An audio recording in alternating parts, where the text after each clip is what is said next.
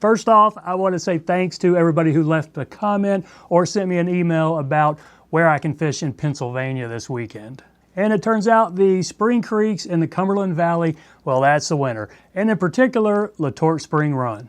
Now that is a very famous fishery and apparently one of the hardest ones to fish in all of the East Coast.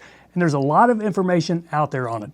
I found it in Trout Unlimited's 100 Best Trout Streams and also in Keystone Fly Fishing. This is an amazing book. If you regularly fish Pennsylvania and don't have that, definitely check this thing out.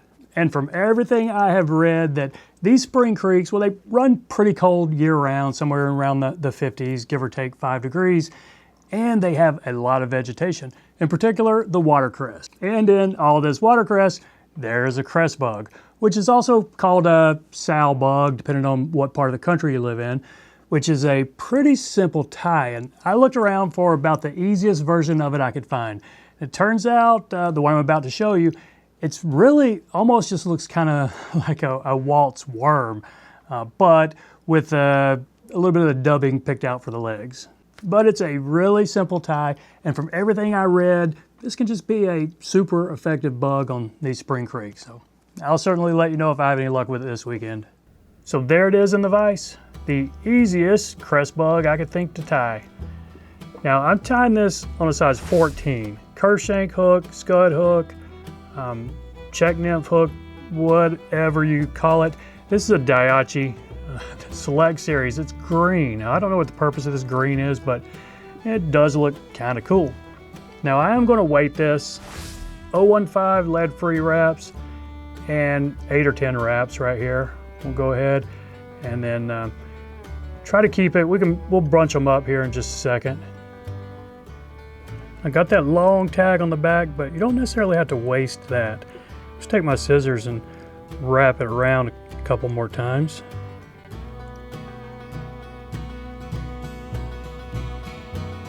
Now, that's not exactly the position I wanted. I want it to be about in the middle where I envision the middle of my body being. So just manipulate that to where you get it about right there.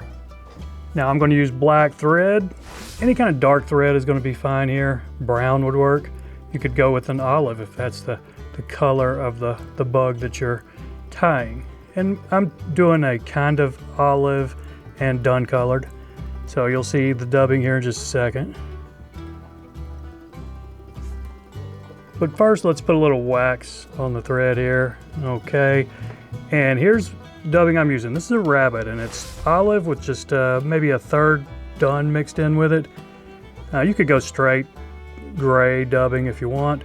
You don't need to use rabbit either. You could use squirrel, you could use a synthetic. Just something that's going to be kind of fuzzy that we'll be able to pick out here in just a minute.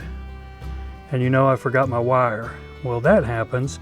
So if you screw this up, this is a 2-minute tie, but then when you screw something up, you turn it into a 4-minute tie. So I'm pulling all that dubbing off right there, and now I'm going to catch in a wire. And I'm going with a silver brassy. Color doesn't matter at all, and really you don't even need to use wire. You could use monofilament. I've done some of these with monofilament before, and they're just fine.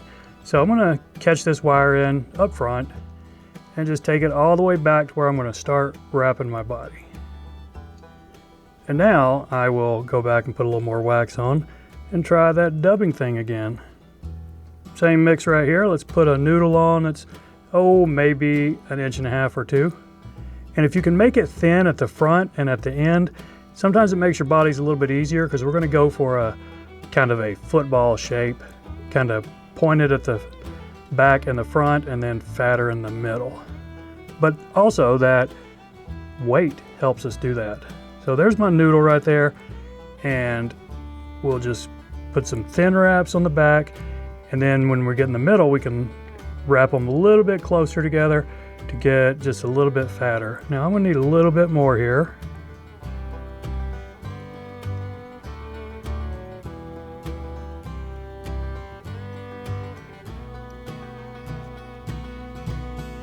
Okay, now that's kind of the shape we want. Might be a little bit thicker up front than I want. Now, if this was a, humps cress bug, we would have caught in a grizzly hackle back there and wrapped that up through it. And that's you know, a great pattern, but I think this one's just a little bit easier. So I'm going to wrap this wire up, and this is not for weight or flash or really segmentation. It's really just to make it a little bit more durable. Okay, now with our wire up front, let's catch this off with 2 or 3 wraps. And after the last one, I'll pull my thread down, make it tight. Now I can helicopter this off. And when you do that, be careful because you might have created a little sharp nub right there. So what I'll do, I'll put some loose wraps going back just over that little nub and making my head here. So with enough wraps on it, now we can go ahead and do a couple of tighter wraps. And now our whip finish. Now one last step. Well, got some UV resin, we could put that on now or last. But I've got this pretty cool tool from the Fly Smith. It's my bodkin, a wire brush, and then a comb for brushing out your deer hair and underfur and stuff. But use the wire brush part and just pull some of this down on the sides. And that's our legs. So really this is a very simple tie. Takes you about 2 minutes if you don't forget to put that wire in. But there you go. Fun little pattern. Can't wait to get out there and use it up in Pennsylvania this weekend. So I appreciate you watching, everybody. Y'all take care, and we'll see you next time.